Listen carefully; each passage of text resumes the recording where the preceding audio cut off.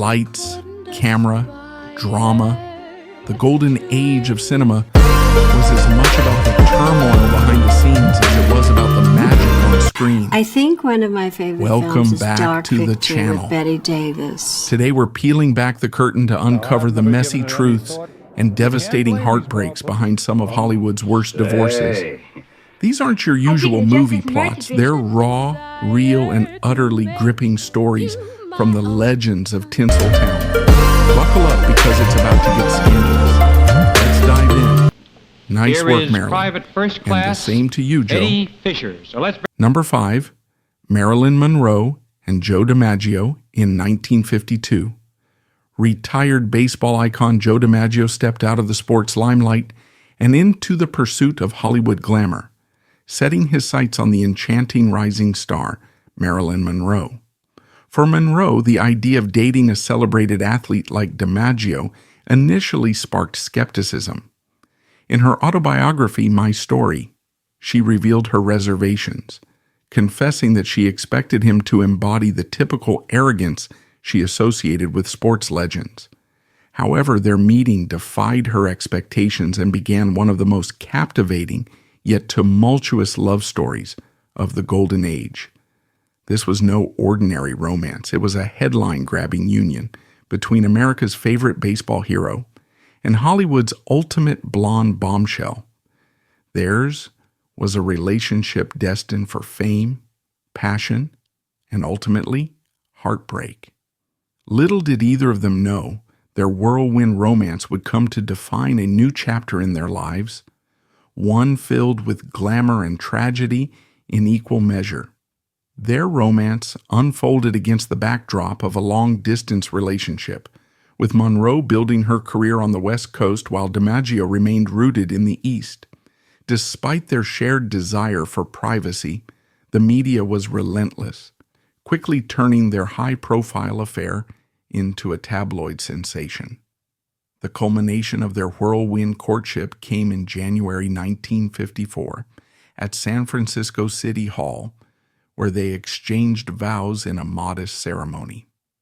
The event, however, was anything but low-key, as a throng of fans and photographers gathered to witness the union of two of the most celebrated figures of their time. Monroe and DiMaggio's wedding was anything but traditional. Breaking away from Hollywood's glitzy norms, Marilyn wore a sophisticated dark brown suit adorned with a white fur collar, a choice that emphasized understated elegance. DiMaggio, ever the reserved figure, complemented her look with a plain suit. The couple posed together outside the Church of Saints. Peter and Paul, their union marked by simplicity. However, a formal church ceremony was out of the question, as both had been married before, a barrier that underscored the challenges they would face in their marriage. In her autobiography, My Story, Monroe candidly revealed their shared hopes and aspirations. Chief among these was their dream of having children together, a wish made bittersweet by Marilyn's struggle with endometriosis, a condition that caused her immense pain and complicated her chances of starting a family. This vulnerability added depth to their relationship, showing a softer, more personal side to a couple often viewed through the lens of fame and glamour. Beneath the glamorous veneer of their relationship, cracks were beginning to show. DiMaggio's possessive nature and growing jealousy collided with Monroe's rigorous and highly public film commitments, setting the stage for a turbulent marriage. The strain became apparent almost immediately during their honeymoon in Japan. While Monroe's decision to perform for American troops stationed in South Korea during the Korean War showcased her dedication to her fans and her country, it left DiMaggio feeling neglected and frustrated. This pivotal moment highlighted the deep-seated differences in their personalities and priorities, foreshadowing the struggles that would soon dominate their union. DiMaggio's unease with Monroe's worldwide stardom only deepened as her career skyrocketed. Her universal appeal, while a source of admiration for many, became a point of contention for DiMaggio, who struggled with her ever-growing fame and public allure. The tension between them reached a boiling point during the filming of The 7-Year Itch, particularly during the creation of Monroe's now iconic flying skirt scene.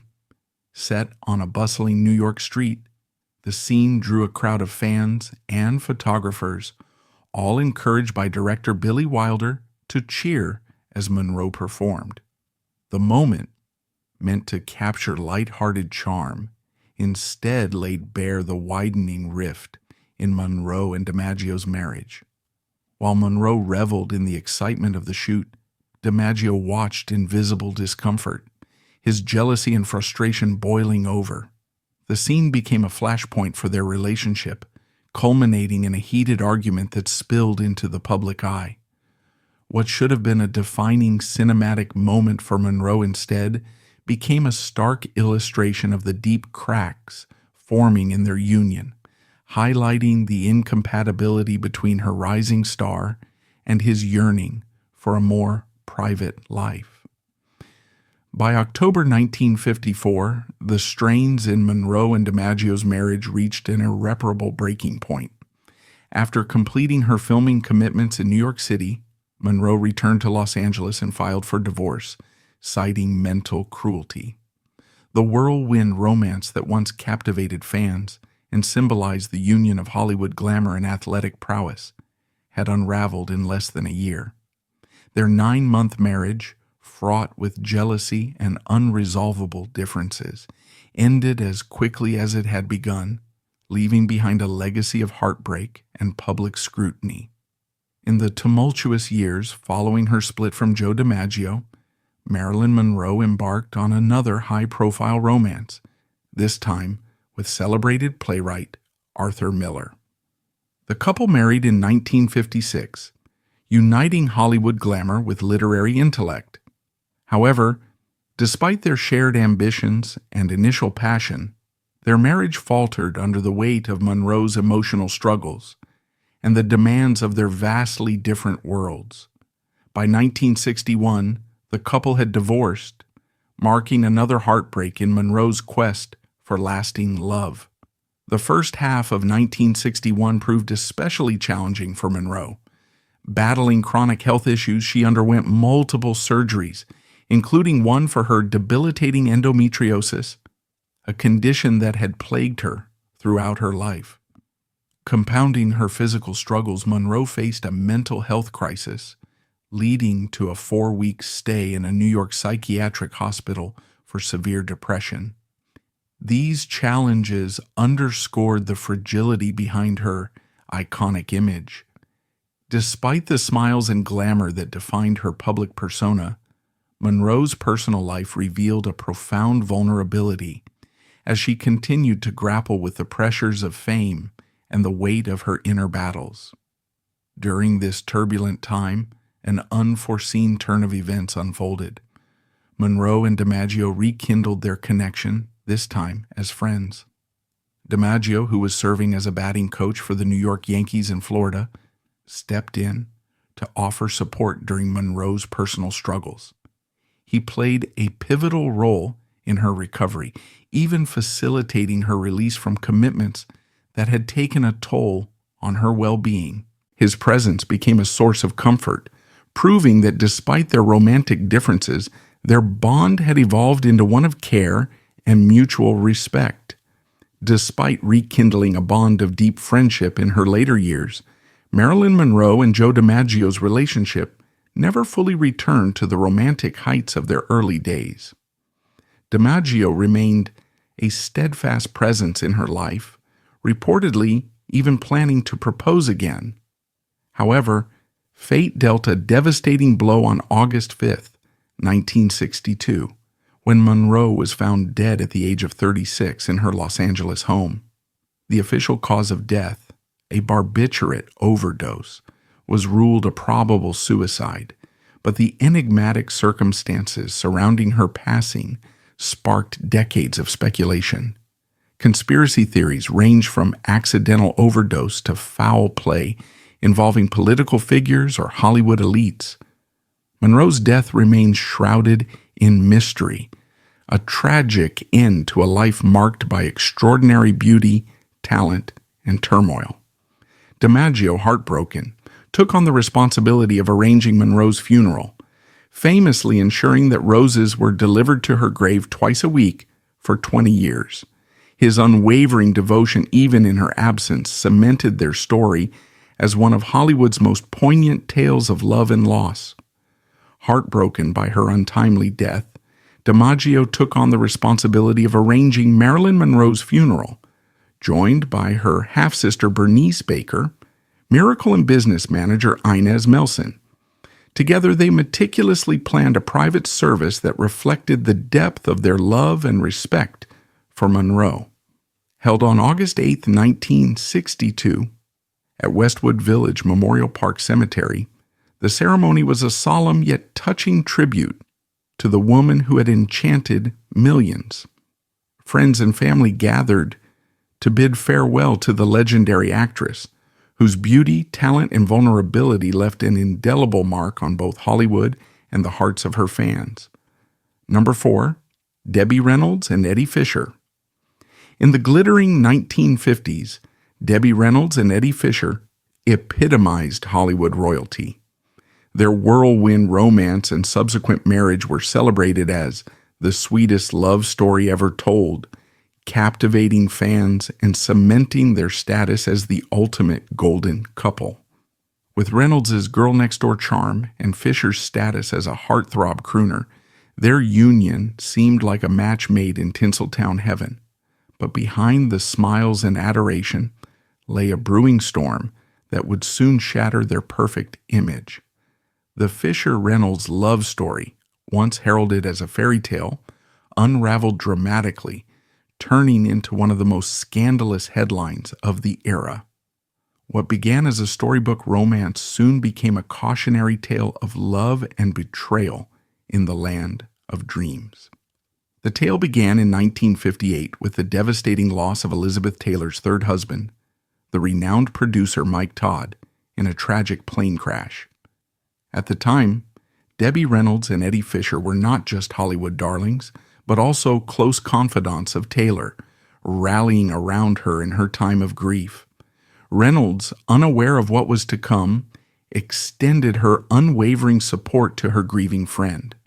However, this act of kindness unwittingly set the stage for one of Hollywood's most infamous love triangles, leading to a scandal that captivated the public and shook the foundation of Reynolds and Fisher's seemingly idyllic marriage. Shortly after Todd's tragic death, whispers of an affair between Elizabeth Taylor and Eddie Fisher began to circulate.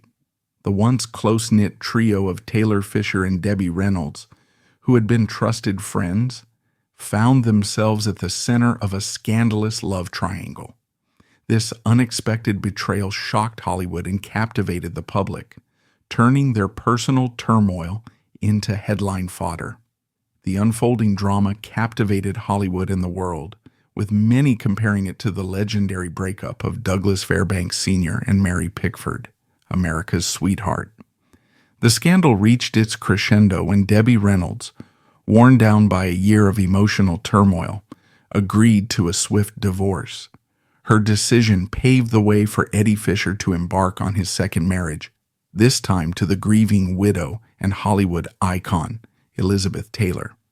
The public, entranced by the larger-than-life figures involved, saw the love triangle as a poignant blend of glamour, betrayal, and heartbreak, cementing its place as one of the most sensational scandals in entertainment history. The nation was riveted by the scandalous love triangle, transforming the trio's private turmoil into a public spectacle that seemed almost scripted for the silver screen. As the dust settled from the divorce, the financial repercussions rippled through their lives. Debbie Reynolds, cast as the heartbroken yet resilient wife, saw her career soar amidst the controversy.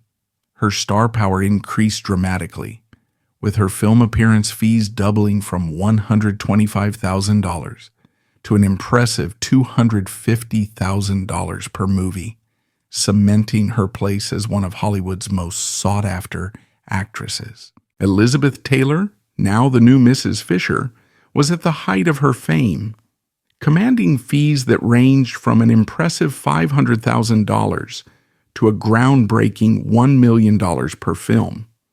The allure of her stardom was only amplified by the tabloid frenzy surrounding the love triangle, turning her into both a Hollywood powerhouse and a polarizing figure. In stark contrast, Eddie Fisher, the man whose choices had ignited the scandal, experienced a sharp decline in his career. Once a television star with a devoted following, Fisher found himself confined to nightclub performances and minor roles. Among these was his part in Butterfield 8, an MGM film that not only featured his ex-wife Elizabeth Taylor, but also highlighted the glaring differences in their career trajectories. The irony of their shared screen time underscored Fisher's diminished status as Taylor continued to ascend to iconic heights while he struggled to regain his footing in the entertainment world. Discussions of a new TV show for Eddie Fisher persisted, but the fallout from the scandal had tarnished his once bright career.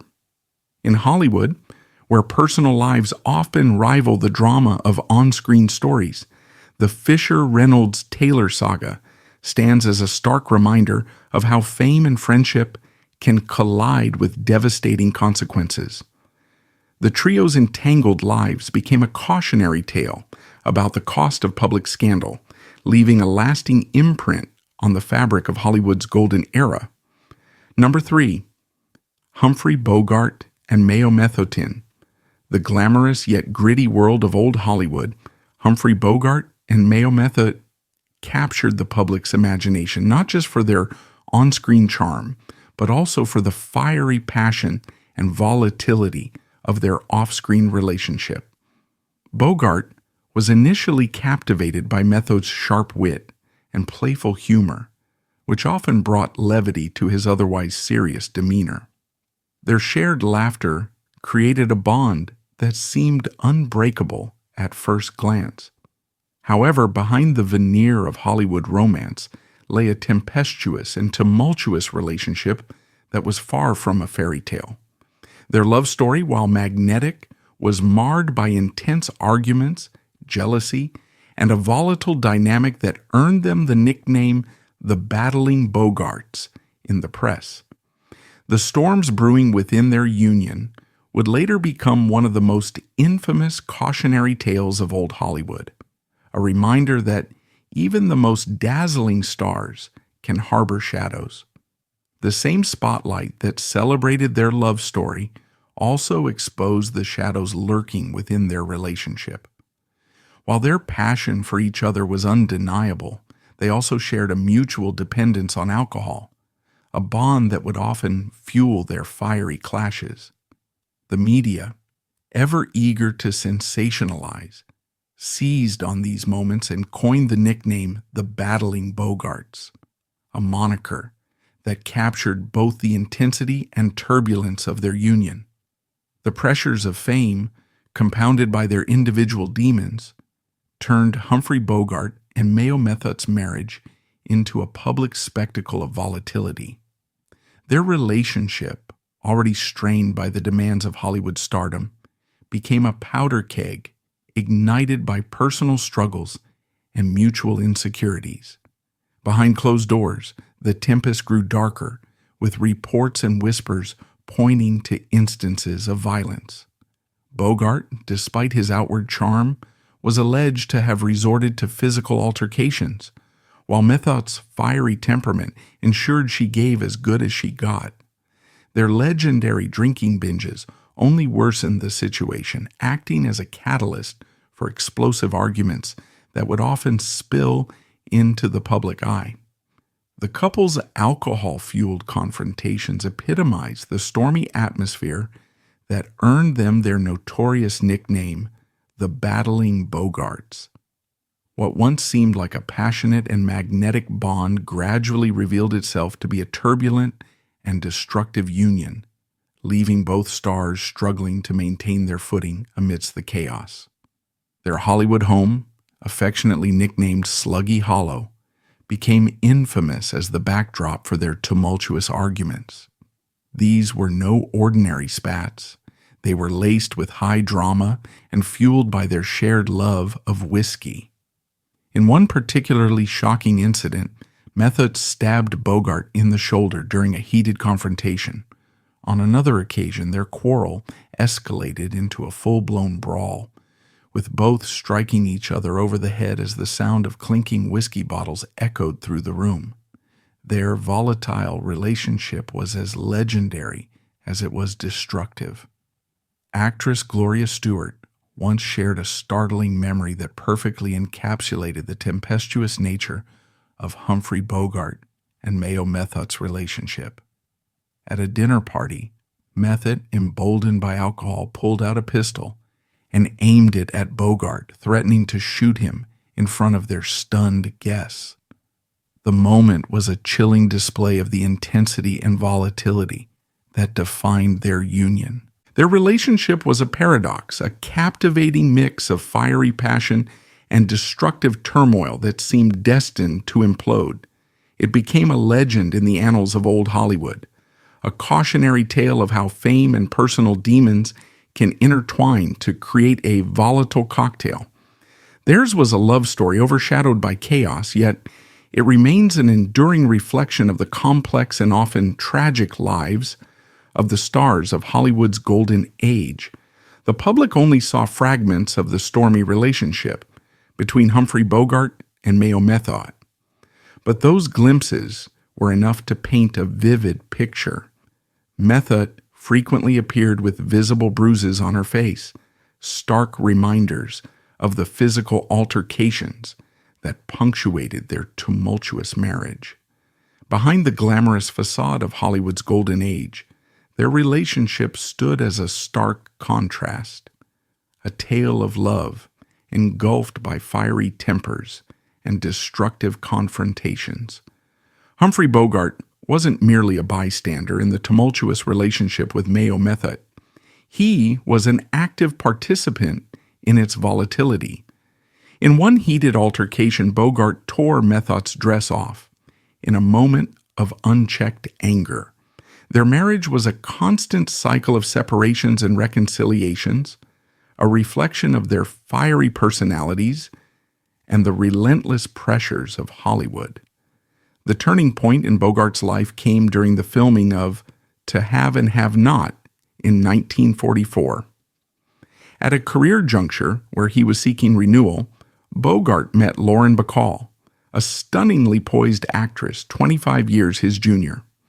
Her magnetic presence, wit, and undeniable charm stood in stark contrast to the turbulence of his marriage, setting the stage for a profound and life-changing connection.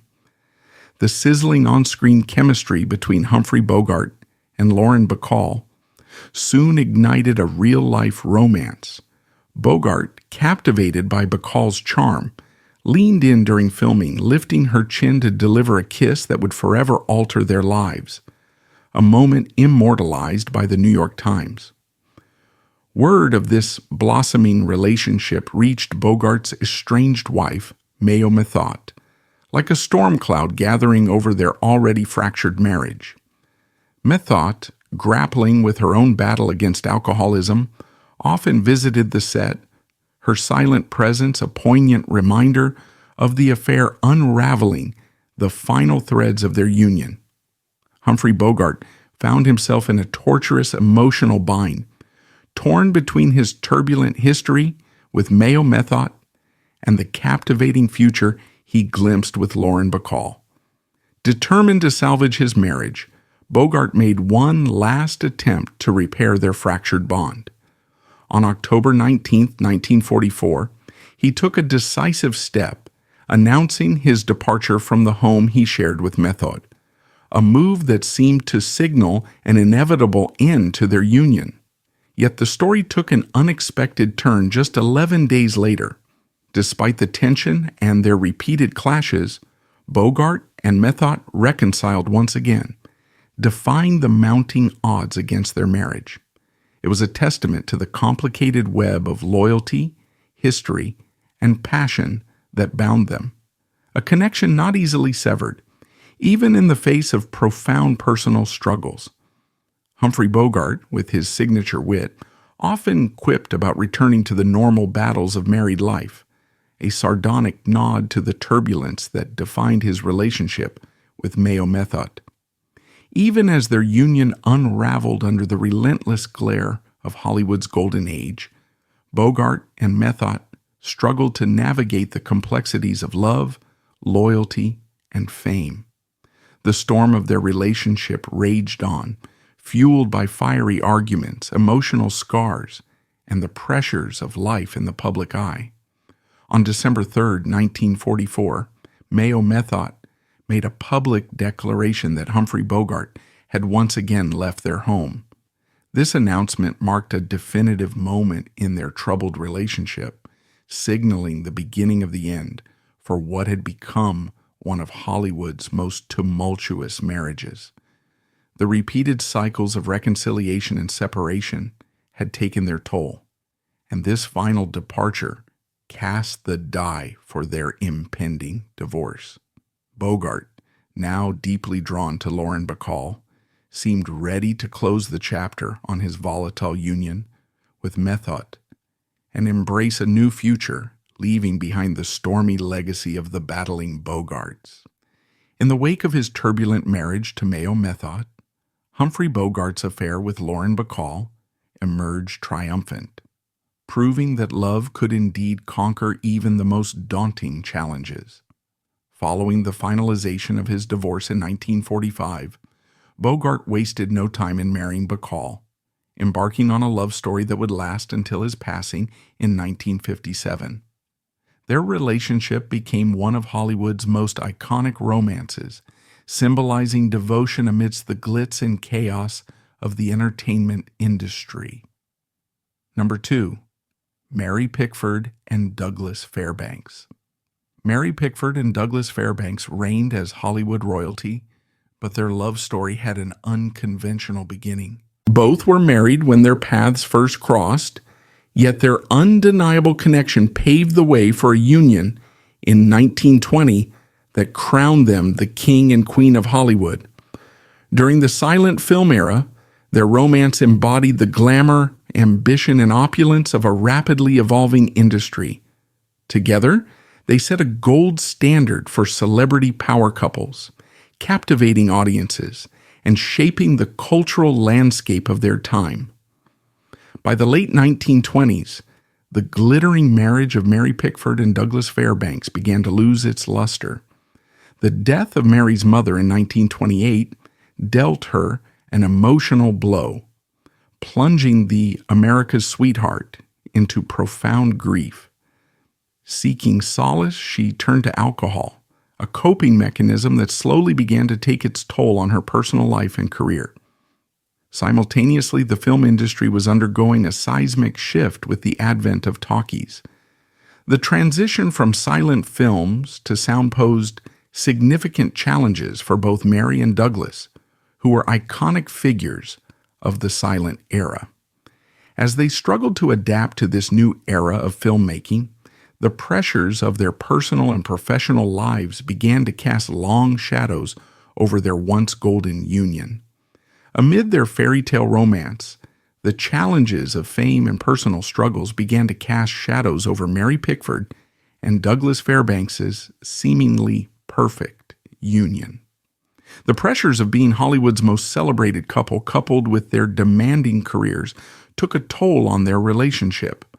Whispers of Douglas Fairbanks' flirtation with a teenage actress reached Mary Pickford's ears, planting seeds of mistrust. Though unverified, these rumors began to fester, creating cracks in their bond that had once seemed unbreakable. As jealousy and suspicion crept into their marriage, the once inseparable couple found themselves drifting apart. The public, accustomed to idolizing their love story, remained unaware of the growing tensions that threatened to dismantle their golden union. For Pickford and Fairbanks, the trust that had been the foundation of their relationship now seemed to waver, marking the beginning of an emotional unraveling that neither could have anticipated. In a desperate and calculated attempt to reignite passion in their marriage, Mary Pickford staged a situation intended to provoke Douglas Fairbanks' jealousy. However, her plan backfired spectacularly. Fairbanks misinterpreted her actions as genuine infidelity, sparking a destructive spiral of mistrust and emotional turmoil between the once golden couple. Consumed by the perceived betrayal, Fairbanks withdrew from the public spotlight, seeking solace in a discreet life filled with indulgence and excess. Meanwhile, Mary, struggling with the crumbling foundation of their relationship, found comfort in an affair with one of her co-stars. What began as a misguided attempt to repair their bond only deepened the rift, leaving their marriage teetering on the brink of collapse. The unraveling of Mary Pickford and Douglas Fairbanks' marriage marked the end of a golden era in Hollywood. Their once solid bond, admired by millions, crumbled under the weight of mistrust, external pressures, and personal regrets. By 1936, the King and Queen of Hollywood had finalized their divorce, signaling the closure of a chapter that had once epitomized glamour and romance in the silent film era. Fairbanks, now grappling with the consequences of his actions, reportedly made attempts to mend their fractured relationship. However, the wounds inflicted on their partnership proved irreparable. Haunted by the decisions that led to their split, Fairbanks expressed remorse in his later years, carrying the weight of a lost love that had defined not only their lives but an entire era of cinematic history. Their divorce was a poignant reminder of the fragility of even the most legendary romances, leaving a bittersweet legacy that continues to echo in Hollywood lore. Number 1, Audrey Hepburn and Mel Ferrer, the glittering world of Hollywood, where dreams often blur with reality. The love story of Audrey Hepburn and Mel Ferrer stands as a captivating blend of fame, romance, and eventual heartbreak. It all began in 1953 when Audrey Hepburn, at just 24 years old, charmed audiences worldwide with her breakout performance in Roman Holiday. As Hollywood's newest darling, poised for greatness, she soon crossed paths with Mel Ferrer. An actor and director with a seasoned career, Ferrer brought with him a wealth of life experience, including 2 prior marriages, 4 children, and a notable 12-year age gap between him and Hepburn. Despite their differences, their meeting would mark the beginning of a significant chapter in both their lives. They first met at a party celebrating the British premiere of Roman Holiday. What began as a polite introduction quickly evolved into a deep and meaningful connection. Despite their contrasting backgrounds, Audrey Hepburn and Mel Ferrer found common ground, and their romance blossomed during their time on Broadway in 1954, where they co-starred in the play Ondine. Behind the scenes, their chemistry was undeniable, marking the start of a relationship that would capture the public's imagination and play a pivotal role in both their lives. On September 25, 1954, Audrey Hepburn and Mel Ferrer tied the knot in a private ceremony in Switzerland, deliberately keeping their union away from the public spotlight. Initially, their marriage appeared blissful, with the couple seamlessly blending their personal and professional lives. This harmony was evident when they collaborated on the 1955 film adaptation of Leo Tolstoy's War and Peace, showcasing their mutual support and shared passion for their craft. Eager to start a family, Audrey Hepburn experienced deep heartbreak when she miscarried in 1955. The pain was compounded by another tragedy in 1959, when she suffered a second miscarriage after reportedly falling from a horse while filming The Unforgiven. These losses marked a difficult period for Hepburn, straining her relationship with Ferrer, but also reflecting the emotional and physical toll of both her career and her personal life. Despite these hardships, Hepburn continued to maintain her graceful and determined persona in the public eye, even as she navigated the private pain of her miscarriages. In the years that followed, Audrey Hepburn faced immense personal heartache, enduring 2 miscarriages, one in 1965 and another in 1967. These losses added layers of grief to her already complicated life as she navigated the pressures of both her career and marriage. Yet despite the sorrow, there were still moments of happiness and warmth that offered brief respite, reminding her of the joys that still existed amid the pain. In the midst of their personal struggles, Audrey Hepburn and Mel Ferrer found a ray of hope with the birth of their first and only child, Sean Hepburn Ferrer, on the 17th of July, 1960. Audrey, deeply dedicated to her family, took a break from her busy career during her pregnancy to focus on the health and safety of her unborn son. The arrival of Sean was a bittersweet joy, a bright moment that momentarily lightened the weight of her previous losses, and she embraced motherhood with the same grace and commitment that had defined her career. While the arrival of their son, Sean, in 1960, seemed to solidify Audrey Hepburn and Mel Ferrer's image as Hollywood's golden couple, their marriage was far from the fairy tale it appeared to be. Despite Hepburn's insistence that they were happy together for many years, the reality behind closed doors told a different story. Ferrer, who had once been a supportive partner, reportedly became increasingly jealous and controlling over time. His possessiveness put a strain on their relationship, adding tension to an already difficult marriage. Despite Audrey's deep love for their son, the cracks in their union were becoming more evident. Alfred Lunt, the esteemed film director, once remarked that Mel Ferrer used Audrey Hepburn's deep love for him to control her, describing his influence over her as being wielded with an iron fist. Hepburn's mother, Ella Van Heemstra, was similarly critical of Ferrer, expressing her disdain in a letter where she called him a frog-faced delinquent with spindly legs. She went on to accuse him of causing significant disruption in Audrey's life, underscoring the tension and dissatisfaction that lurked behind the facade of their seemingly perfect marriage. These personal insights revealed a darker side to their relationship that contrasted sharply with the public image of Audrey Hepburn as the epitome of grace and poise. Audrey Hepburn's marriage to Mel Ferrer was ultimately marred by infidelity on both sides.